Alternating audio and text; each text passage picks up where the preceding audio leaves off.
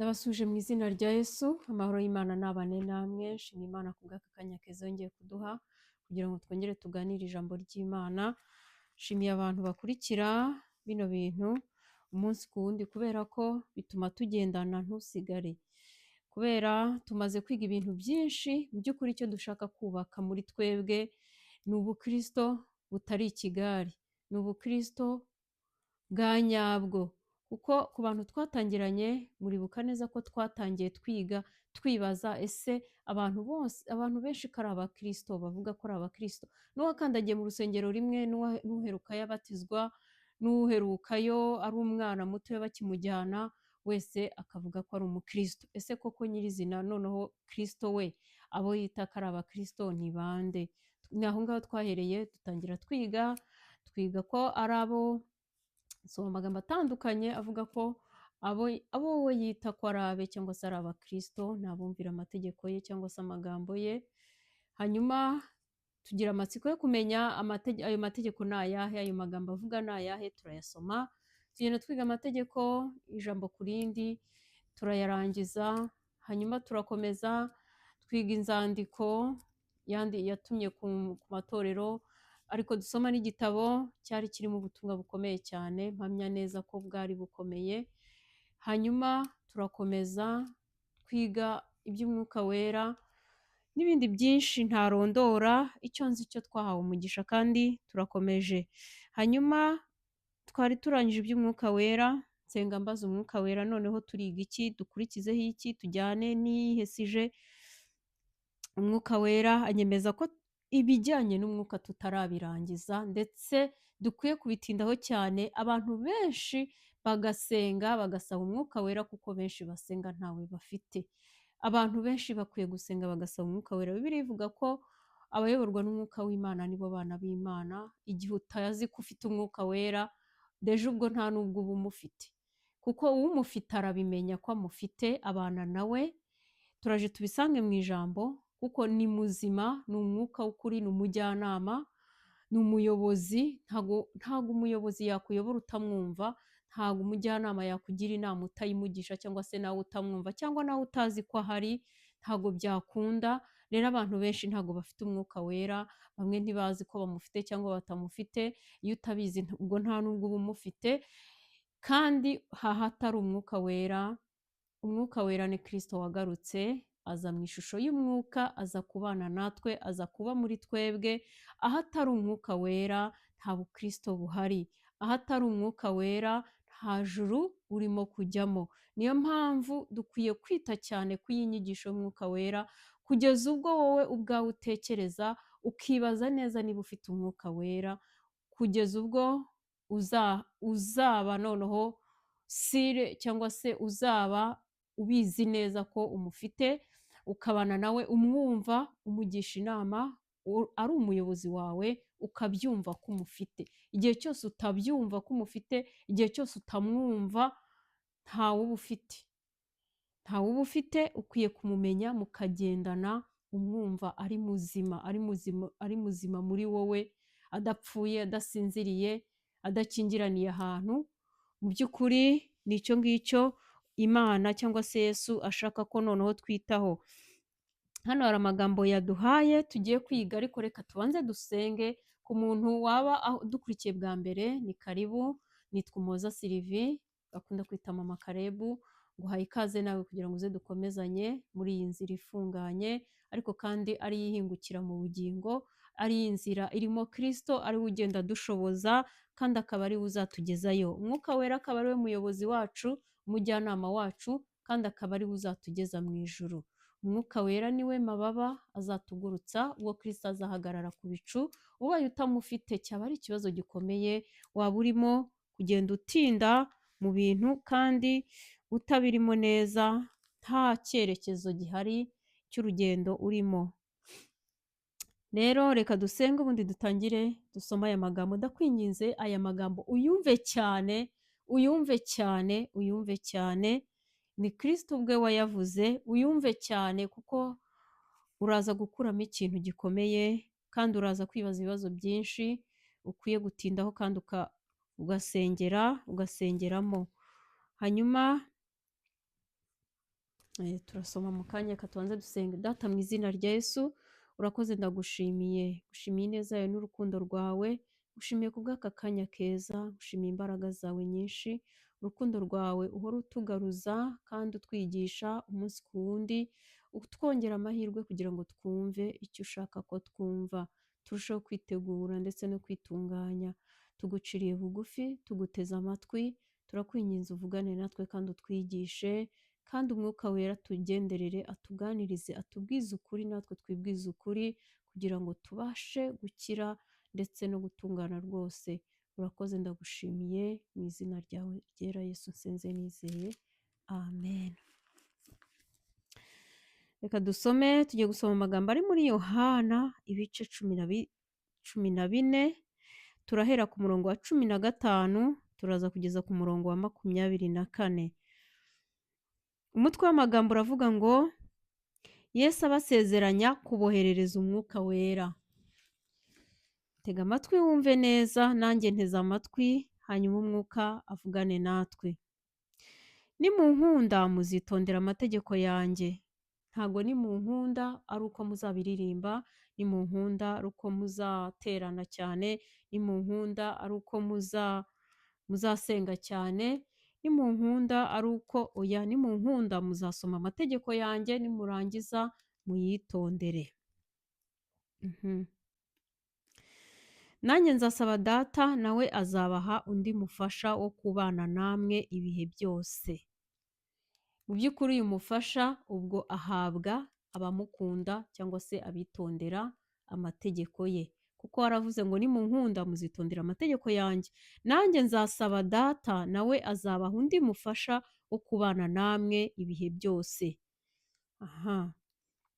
Ngo niwe mwuka w'ukuri, ntibishoboka ko ab'isi bamuhabwa.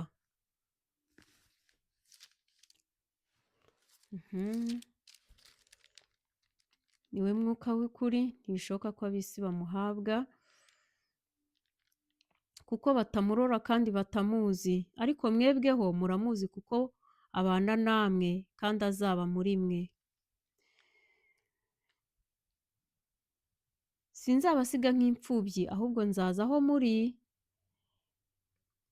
Hasigaye umwanya muto, ab'isi ntibabe bakimbona, ariko mwebweho muzambona, kuko ndiho namwe muzabaho. Reka tuvuge kuri aya magambo. Ngazaduha umufasha wo kubana natwe ibihe byose. Ngo niwe mwuka w'ukuri, ntibishoboka ko ab'isi bamuhabwa. Ab'isi ni bande? Ab'isi ni abatitondera amagambo y'umwami wacu, kuko ahangaha yari arimo kubwira abigishwa be, kandi mu by'ukuri nubwo Yesu yari afite bari abigishwa, ariko yari afite n'abandi 70, yari afite n'abandi bantu benshi birirwa bamukurikira, ndetse yanabihisha bakamushakisha paka bamuguyeho. Yari afite abantu benshi bamukurikira, yari afite bari abafarisayo bize amategeko b'abanyedini ku buryo bukomeye cyane, yari afite benshi. Ariko Yesu ahangaha yari arimo abwira abigishwa be, avuga ko abandi ari ab'isi. Umuntu wese utitondera amagambo y'Imana, kabone naho yaba ari umuririmbyi, yaba ari umuyobozi w'amakorari, yaba ari umupadiri cyangwa se ari umupasiteri, uwo nguwo ijuru rimwita nk'aho ari uw'isi. Yesu amwita nk'aho ari uw'isi rwose. Ntibigukange ko afite iyo titire cyangwa ari muri iyo mirimo, ariko umuntu wese utitondera ijambo ry'Imana, Yesu amwita nk'aho ari uw'isi. Aravuga ngo niwe mwuka w'ukuri, ntibishoboka ko ab'isi bamuhabwa, kuko batamurora kandi batamuzi, ariko mwebweho muramuzi kuko abana namwe kandi azaba muri mwe. Ahangaha yari arimo ababwira, yari amaze kubabwira ko azasaba Data aboherereze undi mufasha wo kubana nabo. None arangije arababwira ngo ab'isi ntibamuhabwa ngo kuko batamurora kandi batamuzi. None se aba ngaba bari bamuzi gute kandi aribwo bari bataramwohererezwa deja? Ni ukuvuga ngo Yesu niwe mwuka, niwe wari kuza mu ishusho y'umwuka. Ahangaha yarivugaga rero ngo kuko batamurora, ariko bano bigishwa bo baramurora, baramubona kandi ngo baramuzi. ngo ariko mwebweho muramuzi kuko abana namwe. Yari arimo ababwira wenyine. Mu by'ukuri umwuka wera ni Imana mu butatu, ni Yesu wagarutse mu buryo bw'umwuka. Niyo mpamvu iyo udafite umwuka wera, iyo utumva umwuka muri wowe, iyo utumva ubundi buyobozi butuye muri wowe, nta Yesu uba ufite. Mu by'ukuri waba umukristo ukabatizwa, ukajya mu rusengero ugakora imirimo itandukanye, ariko igihe cyose utumva ubundi buzima buri muri wowe, utumva ubundi buyobozi buri muri wowe, ubundi buyobozi bukubwira caha, nawe ubwawe ugisha inama ukavuga mbigenze gute, kugeza ubwo wumvishije inama y'umwuka wera, cyangwa se ubundi buyobozi, cyangwa se kuko ni umuyobozi kandi ni umujyanama, kandi abasha kutumenyesha ibitaraba. Tuzagenda dusoma amagambo avuga ku mirimo y'umwuka we, icyo umwuka wera akora mu itorero cyangwa se mu bantu b'Imana iyo ari kumwe nabo. Ibyo byose uba ugomba kubisuzuma ukareba niba koko umwuka w'Imana ari muri wowe, niba umwumva, niba umufite. Noneho rero aravuga ngo kuko abana namwe kandi azaba muri mwe. Aha ngaha yarimo yivuga ko bo baramuzi kuko bo yarabahamagaye, bitaba umuhamagaro, ariko uko agenda yigisha n'ibyo agenda akora bituma bagenda bamuhishurirwa kandi bituma bagenda bamwemera batagoranye. Ngo sinzabasiga nk'imfubyi, ahubwo nzaza aho muri. Ntiwumva ko ari we? We se ko yashaka kugenda, kuki yavuze ngo azaza aho bari? Oya, uyu Kristo ni we wagarutse mu ishusho y'umwuka. Niyo mba udafite umwuka wera, utumva umwuka wera muri wowe, udafite umuyobozi muri wowe mugendana, utumva ko ufite umwuka wera, nta Yesu ufite, ndetse nta n'ubukristo buhari. Kubera ko umwuka wera niwe ushoboza umukristo kuba umukristo nyakuri. Ngo hasigaye umwanya muto, ab'isi ntibabe bakimbona, ariko mwebweho muzambona. Urabyumva? Uvuga ngo hasigaye umwanya muto, we mu buryo bw'umubiri agiye kugenda. Ab'isi, abafite amaso y'umubiri, aya ngaya agaragara, aya ngaya areba ibigaragara nk'uko bamubonaga ari umuntu arya, agenda, atambuka, yaciye aha, atabera hose icyarimwe, nubwo n'ubundi yabaga ari mu buryo, yari Imana 100%, ari n'umuntu 100%, ku buryo yashoboraga kumenya ibiri ahandi hantu nubwo yaba yicaye hano, ariko mu buryo bw'umubiri yabaga ari ahantu hamwe, agaragara ahantu hamwe. Yavuze ko ahangaha yatubwiye ko ab'isi batazaba bamubona kuko bafite aya maso agaragara y'inyuma areba ibigaragara. Ngo ariko mwebweho muzambona, kubera ko azagaruka mu buryo bw'umwuka, akaza mube. Ndagira ngo nkwibutse ko umwuka wera ntago aza mu muntu uwo ari we wese, aza mu muntu wemeye kugendana na Kristo, agakunda Kristo, akagendera mu nzira ze.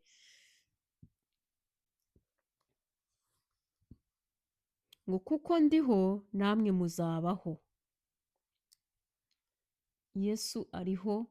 Mu by'ukuri niba ufite Yesu, hari umuntu ushobora gusenga, agasenga umwaka wa mbere, 2, 3, 4, 5, atarumva, atarasurwa n'ijuru, atarumva n'ijwi, ataranarota n'inzozi, mbe ukagira ngo asenga Yesu wapfuye, waheze mu gituro. Reka nkubwire, reka nkukumbuze gusenga Yesu umubwira ngo niba uriho warazutse, ndashaka kukumva, ndashaka kukubona, ndashaka unyihishurire mu buryo bumwe cyangwa ubundi. Ni ukuri Yesu ariho kandi ari muri twe, arahari, ni muzima, afite ubuzima. Wowe mushake, umushakane umwete, kuko yaravuze ngo abamushakana umwete bazamubona. Shyira amakete, uzabona Yesu muzima kandi bizakunezeza, uzagira ibihe byiza cyane, uzarushaho no kumukunda. Azagusura mu buryo bumwe cyangwa ubundi, ariko wumve Yesu wawe, utari uwo wumva n'abandi, atari uwo wumva ngo njyewe ngo Yesu yansuye ngo ambwira gutya. Oya, nawe yagusura.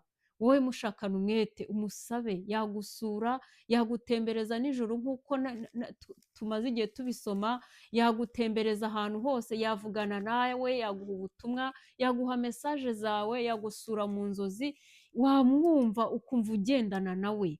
Rwose ndagukumbuza kubana na Yesu muzima, atari Yesu wapfuye cyangwa se Yesu udahari, Yesu utabuja, Yesu utavuga, Yesu utareba. Ngo uwo munsi muzamenya ko ndi muri Data, namwe mukaba muri njye, nanjye nkaba muri mwe. Kristo yagarutse mu ishusho y'umwuka. Ufite amategeko yanjye, ndagira ngo wumve iyi 21 uyumve cyane. Ni kimwe n'iriya twahereyeho. Ufite amategeko yanjye akayitondera, niwe unkunda. Ntago ari uko ubiririmba cyane cyangwa se uvuga. Yesu aragukunda, ariko ndagira ngo mbibutse ko akunda abamukunda. Ashobora kugukunda nk'uko akunda abantu bose bose muri rusange. Ukagenda ubona ineza ye, ukagenda ubona ukuboko kwe nk'uko n'abandi bose, abasenga n'abadasenga bose agenda abagirira neza. Ariko ndagira ngo nkubwire, ukwiye gutera intambwe irutaho ku buryo ubana na Yesu, mugendana ku rwego wumva ko muri inshuti. Ariko ikigaragaza ko muri inshuti ni uko witondera amategeko ye. Kandi uwunkunda azakundwa na Data, nanjye nzamukunda mwiyereke. Niba uri inshuti y'Imana koko, niba uri inshuti ya Yesu, atari ibyo turirimba, atari ibyo twirirwa turirimba, mu by'ukuri nibyo nahoze mbabwira, Yesu azakwiyereka. Mu by'ukuri azakwiyereka mu buryo bumwe cyangwa ubundi. Ukwiye gusenga wowe wenyine, ukamusaba, ukavuga ati ariko ko njya mbona wiyereka, ko njya numva ngo wiyereka abandi, ko njya numva ngo uravuga, ko njya numva ngo umuntu aricara ngo akabona ibintu cyangwa ngo akarota ibintu, akamenya ko yasuwe n'ijuru byibuze yagenderewe, ko njya numva ngo umuntu yumvisha ijwi cyangwa se yasenze cyangwa yahawe ijambo ararisoma, yumva avuganye n'Imana. Njyewe kuki utansura? Sindi uwawe? Ntago bimeze gute? Mu by'ukuri ukwiye gusenga amasengesho nk'ayo, ugahamagara Yesu akaza akabana nawe, noneho mukagendana umwumva. Ndabibakumbuje, ni iby'igiciro. Atari ukubana na Yesu wumva gusa abandi bamuvuga, ko avuga ko ariho, ko ari mu itorero, ko ari hagati muri twe, ariko wowe utamwumva, utagusura, utagira gute. Ni ukuri ndabigukumbuje, byiteho kandi numushakana umwete, azakwiyereka. Ikindi, ntago yiyereka abantu bose gutyo gusa, abamushakanye umwete arabiyereka. Ikindi, abamukunda ngo bazakundwa na Data, kandi nawe ngo azabakunda ngo abiyereke. Uri inshuti, niba koko umukunda by'ukuri, ukagendera mu nzira yo kwitondera amategeko ye umunsi ku wundi, ntago yabura kukwiyereka mu buryo bumwe cyangwa ubundi. Yuda utari Isikariyoti aramubaza ati, Databuja, bibaye bite ko ugiye kutwiyereka ntiwiyereka ab'isi? Umva icyo yamusubije. Nta nubwo yamusubije ibijyanye cyane n'ibyo yari amubajije. Ngo Yesu aramusubiza ati, umuntu nankunda azitondera ijambo ryanjye. Ni nkaho yavuze ati, abo b'isi uvuga, nabo ubwabo baje bakitondera ijambo ryanjye bazaba abanjye. Ntago ngewe mvuze ngo ndarobanuye, ariko umuntu wese utitondera ijambo ryanjye tayari n'uw'isi. Yamaze kuba uw'isi, byarangiye. Icyo ni cyo cyonyine kimushyira muri kategori y'ab'isi, kabone n'aho yaba asenga cyangwa se afite ibindi akora bimugaragaza ko ari umukristo. Nk'uko nabivuze nkitangira, igihe cyose atitondera ijambo ry'Imana n'uw'isi. Yesu aramusubiza ati, umuntu nankunda azitondera ijambo ryanjye, na Data azamukunda, tuzaza aho ari tugumane nawe. Nk'uko nabibabwiye, niba uri mu nzira ifunganye, niba waratangiye urugendo rujya mu ijuru, ukwiye kugendana n'Imana uyumva ikuyobora, nawe uyiyoboza, wumva Imana mu by'ukuri, nkukumbuje ibyo bihe. Nubwo uyu munsi wa none ibyo bihe bisa nkaho nta gaciro bigifite, abantu barapfa gusenga gusa, ugasenga umwaka wose nta Mana urumva, nta jwi urumva, itaranagusura no mu nzozi, nta n'akamenyetso. Yewe oya, ukwiye gusenga ugahamagara Yesu muzima wazutse, ukamubwira ngo nanjye ndashaka kukumva, nanjye ndashaka kukumva bitandukanye n'uko najyaga nkumva, cyangwa se nkumva n'abandi, cyangwa nkumva nkumva uciye mu buhanuzi, ese njyewe sinakumva, ese njyewe sinakubona. Ndashaka kugendana na Yesu muzima, ndashaka kugendana na Yesu numva, nanjye nkumva turi kumwe anyobora umunsi ku wundi, anyobora aho abanyamasengesho badahari nanjye mpari, njyewe ubwanjye ku giti cyanjye. Ni ukuri umwete uzashyira mu kumushaka nawe niwe azashyiramo akwiyereka. Ariko nubyihorera ukiyicarira, ntuzabasha no gusobanukirwa neza nyirizina niba uri mu nzira nyakuri cyangwa niba utayirimo. Ariko nushaka Imana ukashaka kugendana nayo, mugendana mujya inama, unayibaza, bizakunda kandi bizagufasha. Uzagenda ugenda usobanukirwa byinshi cyane, Imana izajya igenda igusobanurira, ndetse n'Umwuka Wera, bitandukanye no kumva Imana ahandi hantu. Ndetse no mu gihe urimo gusoma ijambo ry'Imana, Umwuka w'Imana azajya agenda agusobanurira, bitandukanye n'uko wagenda uryumva abandi barisoma gusa banaryigisha. Umuntu nankunda azitondera ijambo ryanjye, na Data azamukunda, tuzaza aho ari tugumane nawe. Ninde utakifuza ibyo? Mu by'ukuri tuba twifuza amazu, amamodoka, ibibanza n'ibindi bintu ntamenya byinshi cyane tuba twifuza, kandi koko tuba tubikeneye. Nta muntu wifuza ibibi agihumeka, oya. Ariko reka nkubwire, niba hari icyifuzo gikomeye kandi cyiza nkwiye kugira, nawe ukwiye kugira, ni uko Yesu na Data baba bari kumwe nawe. Icyo gihe uba uri umutunzi, nta kintu ukena, nta kintu ukena. Naho intambara zaza barakurwanirira, baba bahari, babana nawe, ukazigiriramo amahoro. Naho sinzi icyo navuga, ariko ni ubutunzi buruta ubundi. Ushobora kubona amazu cyangwa se n'ibindi tuba dushaka, ariko ntubigiriremo amahoro. Ariko kandi waba ufite Kristo ndetse na Data, nk'uko ijambo ritubwiye, Data n'Umwana bari muri wowe, ukuzura amahoro, kandi ntacyo wabakenana, nta n'icyo wababurana. Ntabwo waba uri kumwe na Yesu ndetse n'Imana Data ngo abana bawe bicare babure minerivare. Bashobora no kubirukana wenda bikagera kuri iyo etape bitewe n'ubuhamya ashaka kukuremera, ariko ntabwo abana bawe bakicara burundu uri kumwe n'Imana na Data n'Umwuka Wera kandi bakize ngo bikunde. Oya, iyo ntabwo ari Imana. Imana nzi neza ko igitabara itabara abayo. Bibiliya iravuga ngo nta wayiringiye ukorwa n'isoni, nta muntu n'umwe wayiringiye ukorwa n'isoni. Iyo tutari kugenda tubivanga, Imana iratwiyereka, nta na rimwe isoni zidukora, kandi koko nta na rimwe zizadukora. Imana iri kumwe nawe. Niba koko Imana ishobora kuza ikabana nawe ndetse na Yesu, bose bakabana nawe, bakagumana nawe, bagumanye nawe, ni iki waba? Bagumanye nawe, ninde wagutera? Bagumanye nawe, umwana wawe yaba iki? Bagumanye nawe, urugo rwaba iki? Bagumanye nawe koko bakugira inama y'icyo ukwiye gukora muri buri situwasiyo, y'uko ukwiye kwitwara, y'urugamba uko ukwiye kururwana, kandi bakanagufasha. Kristo agumanye nawe hamwe n'Imana, ni iki wabura? Umwanzi wawe yaba uwuhe? Uhakurwanya akakunesha yaba uwuhe? Bibiliya iratubwira ngo ubwo Imana iri mu ruhande rwacu, umubisha wacu yaba nde? Iki ni icyifuzo cyiza ngize kandi nawe ukwiye kugira. Hanyuma kugira ngo baze babane natwe, twabonye ko ari ukumukunda, tukitondera ijambo rye. Iyo niyo password, iyo ngiyo niyo password y'ibintu byose, kwitondera ijambo rye. None reka nkubaze, ijambo rye uzaryitondera ute? Urarizi? Urarisoma? Ufata umwanya wo kurisoma?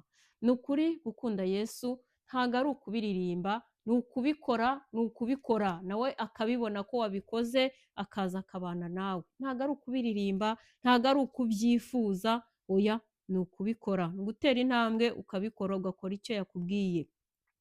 Ngo ariko utankunda ntiyitondera amagambo yanjye, kandi iryo jambo mwumvise si iryanjye, ahubwo ni irya Data wantumye.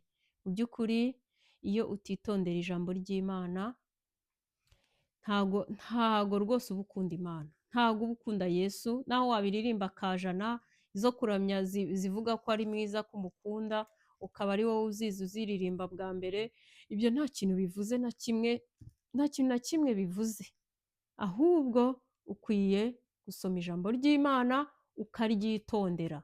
Nyamuneka niba udakunda gusoma ijambo ry'Imana, ufite ikibazo, ndakwinginze wowe ubwawe bigutera agahinda uvuge ngo ni gute nzitondera ijambo ry'Imana kandi ntarisoma, hanyuma usabe data agufashe, usabe umwuka wera agufashe, ariko kandi ushyiremo imbaraga, kuko ibi ngibi si ibintu byo gusengera cyane, ni ibintu byo kwicara ukavuga ngo nihaye gahunda ngiye gufata Satani azabirwanya kurangazi, ariko nawe uzamurwanye. Bibiliya avuga ngo nitumurwanya azaduhunga.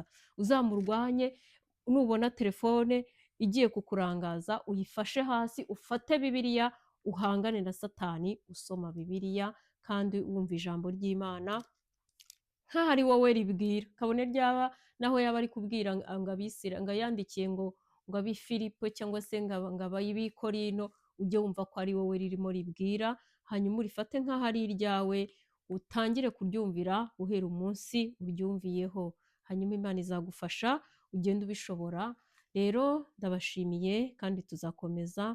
Shimiye Imana ko ikomeje kuduhwitura mu rukundo rwayo. Ntabwo Yesu yifuza ko hari abantu bazarimbuka bajye muri ya gehinomu kandi baramukoreye, bararirimbye, baramuvuze, ntabwo abyishimiye, usibye ko bitazabuza benshi kujyayo, ariko njyewe nawe sinifuza ko twazajyayo, sinifuza ko tuba mu gikristo cy'ikigari, cy'urunyenga ruri aho rw'urugari. Ubizi neza mu minsi ishize twize imbuto z'umwuka, twiga intwaro z'umwuka, ubizi neza ko nta na kimwe wibitseho aho ngaho, ukaba uri mu kigari utajya ufata umwanya wo kwitekerezaho ngo witekerezeho, usome n'ibi ngibi by'ingenzi, urebe niba ubifite mu buzima bwawe. Rero ndabashimiye, reka dusenge dusoza, hanyuma tuzagaruka ubutaha, ariko amagambo tuba twize ujye ufata Bibiliya wongere usome ndetse ukomerezeho, umwuka w'Imana azajya agenda akuganiriza byinshi. Data ndagushimiye ubw'aka kanya keza uduhaye, izina ryawe rishimwe, vuganye natwe kandi wongeye kutwibutsa ko abagukunda ari abitondera ijambo ryawe, nicyo cyifuzo dufite, ngaho dushoboze kandi uduhe kurisoma kugira ngo twitondere ibyo tuzi. Urakoze, ndagushimiye, mu izina ryawe dusenze twizeye, amen.